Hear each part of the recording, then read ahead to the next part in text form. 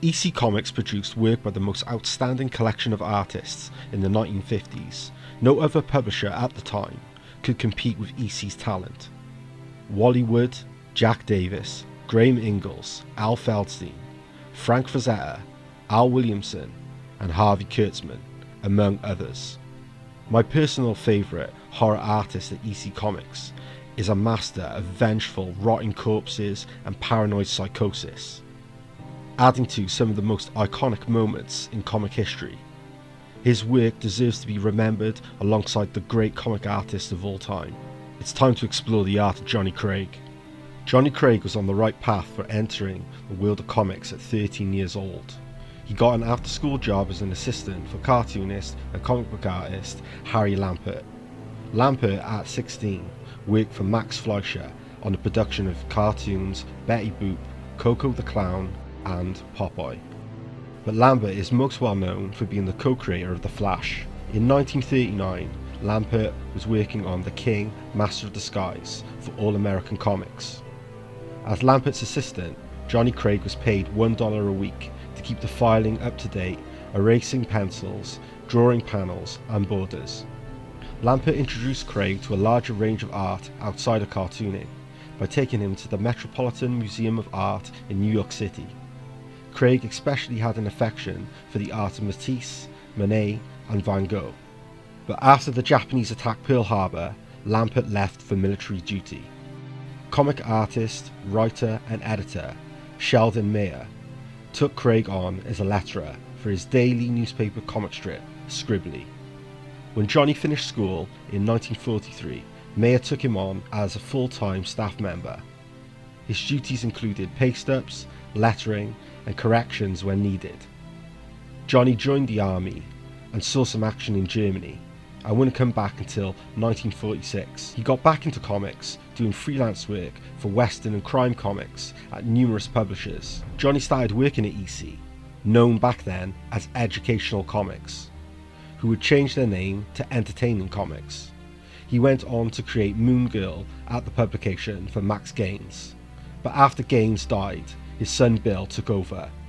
EC was publishing westerns, romance and crime comics. Johnny Craig became one of the main contributors to EC Comics, illustrating all the comic covers for Crime Patrol and War Against Crime.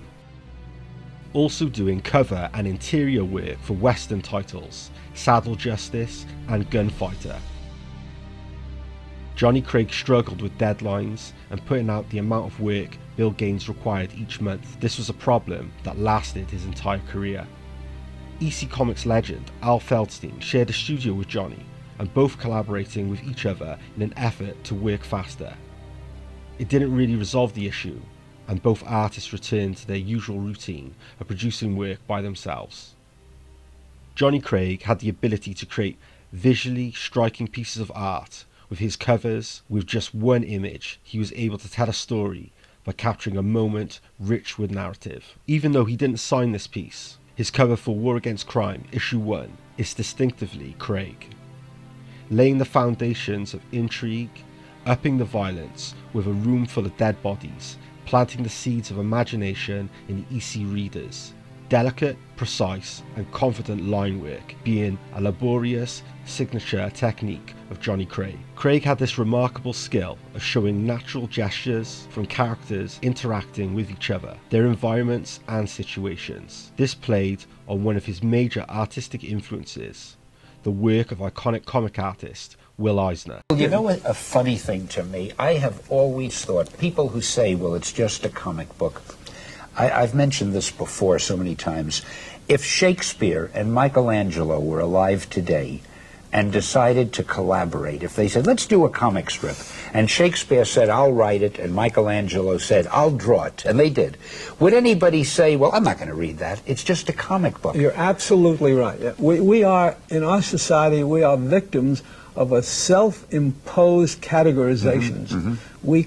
In order for us to be able to survive in this welter of information and media that we have to classify, and we have to create categories. Some are nice and safe, and some of them are good, and some of them... For years, this medium has been a despised medium. And one of the reasons is, originally, the work was produced for the very youngest children. Most of the publishers were people who weren't really legitimate publishers. Exactly. And they would say, now don't use words of 2 syllables, and remember it's for kids, and keep everything simple. And there really wasn't that much literary quality, and people, it seems, have a mindset about it and don't realize how it's changed. They don't, because of the fact that they are living, so to speak, in the past.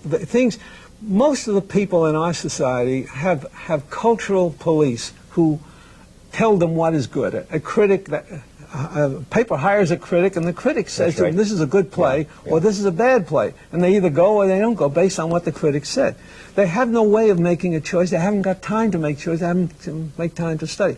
What's happening now is something very enormous is happening right under our skin. This medium, which I have devoted my life to, intend to devote the rest of my life to, is now probably the most proliferating literary form in this country. That's right. It is the new literacy. His keen eye for noticing the subtleties of Eyes in the Spirit newspaper strips often showed Craig's comics having such a heavy focus on noir sensibilities that radiated with style and atmosphere. EC voyaged into science fiction, humour, and further into violent crime, but the publisher will always be remembered for its horror comics that shaped a generation of avid comic readers, writers, directors, and aspiring comic artists. I discovered EC Comics when I was a kid, and they weren't allowed in the house. I would smuggle them in, and you know, the classic thing, get under the covers with a flashlight and read them, and I just loved them. Romero credits EC with indirectly influencing many of his films, including the cult classic, Night of the Living Dead. I have at times, particularly in the first Night of the Living Dead, tried to do the real hard shadows and the weird angles and beautiful lighting that a comic book artist can create. I really tried to do that sort of framing. Undoubtedly was influenced by EC. Those books almost acted as a library, a reference library for anyone interested in working in horror. In the early 1980s, Romero proposed a collaboration with famed horror writer Stephen King. And I suggested, you know, why don't we do an anthology? And Steve said, well, if we're going to do an anthology, I think we should do sort of an homage to EC, because we both loved it, and wouldn't it be fun? A week later, he called up and said, I got the title. It's called Creepshow. In EC Comics and in much of horror, there's a code that allows the bad guy or the evil force or whatever it is to be, if not vanquished, at least put at bay at the end so we can walk out safely. Horror comics were, you know, to my little 7, 8-year-old self, they were my pornography. And this was the stuff that I knew I shouldn't be looking at, but, you know, I couldn't give it up. Horribly gruesome. They were bloody. People were being chopped up and battered with axes.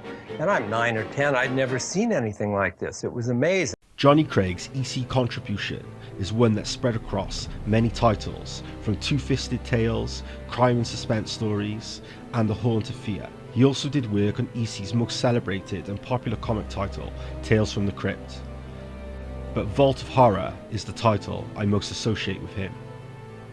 There's a definite theme in Johnny Craig's comics of psychological terror as characters spiral down into paranoia and delirium. Craig, the senior member of the staff, was one of the few artists who also wrote his stories. He became the man behind the Vault Keeper, illustrating all of the covers for the Vault of Horror. Johnny Craig's characters had these severe perspiration problems whenever anything bad happened around them. And you could kind of feel that through the page. You almost felt the page would get damp from all that sweat dripping on it. Unlike Feldstein and Gaines, who often poured on the gore, Craig focused on the terrors of the mind, the psychological aspects of horror.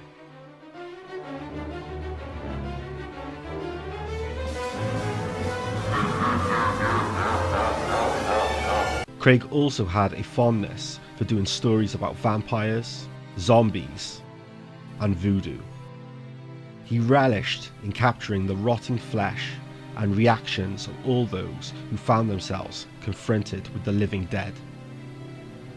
He wasn't just capable of mastering sequential art, an essential quality required of all comic artists, but he would deliberate over his work, putting in the finer details many artists at the time may overlook or rush through, especially to meet their deadlines. Wally Wood once said that Craig drew the cleanest horror stories he ever saw. The horror, sci-fi and crime titles did very well for Bill Gaines. This was something that wasn't lost on his competitors, who launched titles that were either shamelessly ripping off the formula or used the same themes in an effort to generate sales. This success wouldn't last forever, as psychiatrist Frederick Wertham attacked comics in his book Seduction of the Innocent for teaching children immoral values with depictions of violence, drug use and sex.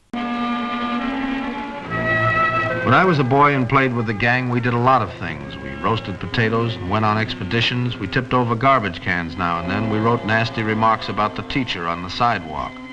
But we never spent an afternoon sitting around like this, reading. What a wonderful thing this would be if they were reading something worthwhile, something that would stimulate their desires to build and to grow.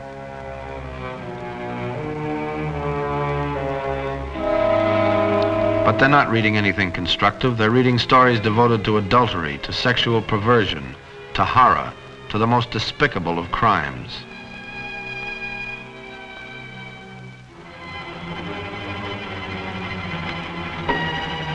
The corpse that came to dinner.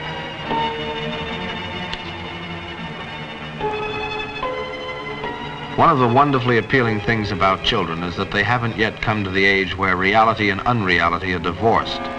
The emotional impact of something they read in a comic book may be much the same as a real-life situation they witness.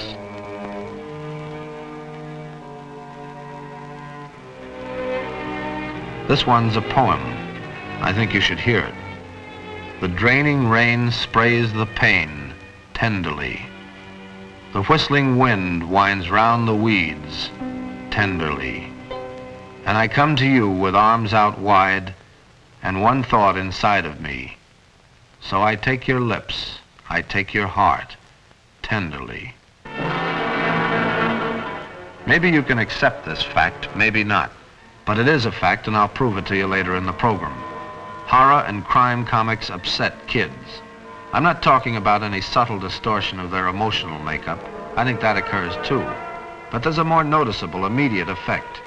You can see the tension develop as the story gets more gruesome. And if it's a bad one, the kid has a mass of jangled nerves by the time he's through it.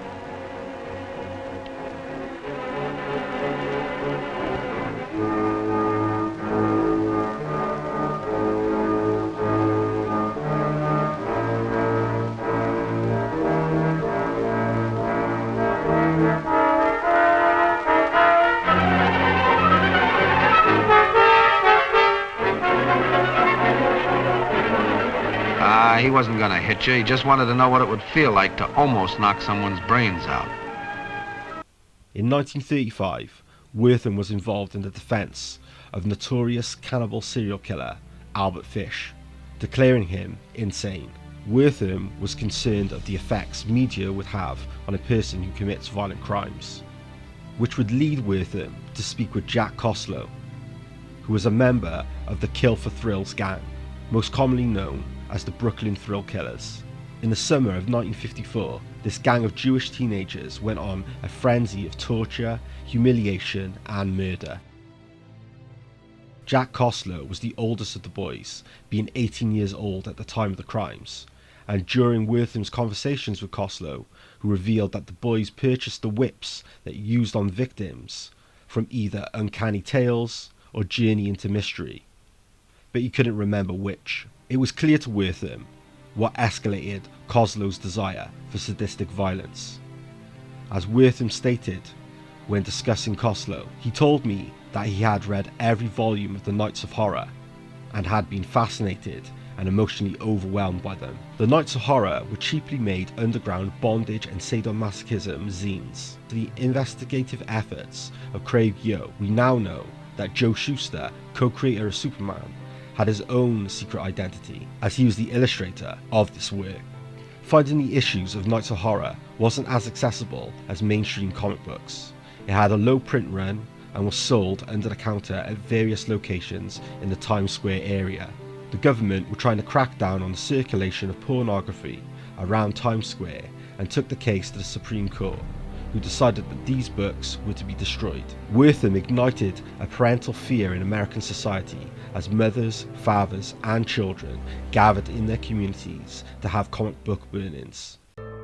Wertham's attack on comic books began in 1948, when he called the medium pollution from which children had to be protected. The spring of 1954, Wertham's book Seduction of the Innocent was published. Promoted as the most shocking book of the year, it was a scathing indictment of all comic books. Wertham, of course, as a psychiatrist, read everything into these comic books that you possibly could. He talked about a homoerotic relationship between Batman and Robin. He talked about the lesbian tendencies of Wonder Woman. It was preposterous. Wertham saved his harshest attacks for horror and crime comics, which he alleged were a direct cause of juvenile delinquency. These claims touched off a firestorm of criticism against the comics industry. PTA and church groups organized boycotts. Others took even more drastic measures. The United States Senate Subcommittee on Juvenile Delinquency was the opportunity for Bill Gaines and Frederick Wertham to stand their ground on opposing sides in regards to censorship with horror and violence displayed in comics. Johnny Craig was now infamous with his crime and suspense cover for issue 22. This is one of, if not the most violent covers EC ever produced, with a woman's head being held by a man's hand as he holds an axe in the other hand, her body laying in the foreground with her legs sprawled across the floor. This was shown as an example to support the argument for Wertham. It is my opinion, without any reasonable doubt and without any reservation, that comic books are an important contributing factor in many cases of juvenile delinquency. And even though Gaines did his best to fight for the work of his artists and his publication, it wasn't enough to save his crime and horror titles. I was the first publisher in these United States to publish horror comics. I'm responsible. I started them. Some may not like them. That's a matter of personal taste. It would be just as difficult to explain the harmless thrill of a horror story to a Dr. Wertham as it would be to explain the sublimity of love to a frigid old maid. My father was proud of the comics he published, and I'm proud of the comics I published. One of those questions concerned a recent issue of EC's crime suspense stories. Do you think that this cover is in bad taste? And Bill said, no, I don't think so. How would it be in bad taste? And he said, well, if you showed the gore dripping from it. And they nailed him with that. The exchange made front-page news and turned public opinion decisively against Gaines. Bill's mistake was, by volunteering to testify, he focused all the negativity on himself and EC Comics. So now the villain, the evil comic book publisher, now had a face and a name, and that name was William M. Gaines. The sexy, crime-worshipping violence of certain comic books has come in for a lot of scathing criticism during the past couple of years. Resolutions have been introduced, experts have written books, governmental committees have held hearings. Even in the comic industry itself, steps have been taken to clean up some of the filth. The Comics Magazine Association of America, Incorporated, has been formed and a code written. Here's a copy of it. The code sounds fine, and they've appointed a czar to enforce it. But the undesirable comic books haven't disappeared from the newsstands of this country. Why? I'll tell you exactly why. Because no action has been taken by the most powerful influence in America, the people, you. Many of the publishers are already out of business, but there's an immense backlog still in the warehouses and on the newsstands. Unless the individual communities find out where they are and get rid of them, these books will be around for years. Many comic creators were out of work, and some pursued other work. Johnny Craig did work for Atlas during the 1950s. They were the predecessor for Marvel Comics. They published war comics, humor comics, crime comics, western comics, among superhero titles such as Captain America, The Human Torch, and The Submariner. His time there was only brief, and afterwards he found success, working for an advertising agency. His responsibilities for the company meant that he didn't get a lot of time to draw, but by the time the 1960s arrived, he was back into the world of comics, working on Unknown Worlds. Warren Publishing were interested in working with Johnny based on a body of work from his days at EC Comics, getting him to draw for Warren from 1966 to 1968. Johnny was still working in advertising at this time and used the pseudonym J. Tacey. Comic historian and Jack Kirby's production assistant, Mark Evanier, commented on Johnny Craig's contribution to Marvel and DC. By any name, the work was excellent, but Craig's efforts to work for the big two, DC and Marvel, were not successful. In 1967, he applied at DC, recalling the excellence of his EC stories. Editor George Kashdan gave him an issue of The Brave and the Bold to draw, a Batman Hawkman team-up. Craig handed this job in weeks late, whereupon his art was deemed too subdued, even for the relatively staid DC superhero comics of the time. Before publication in issue 70, the pages were heavily retouched and revised as to expunge any trace of Johnny Craig's style. Evanier recalled editor, writer and artist Archie Goodwin, who was working at Marvel at the time, saying, "Every so often we try have him pencil an Iron Man or something, but it never worked out.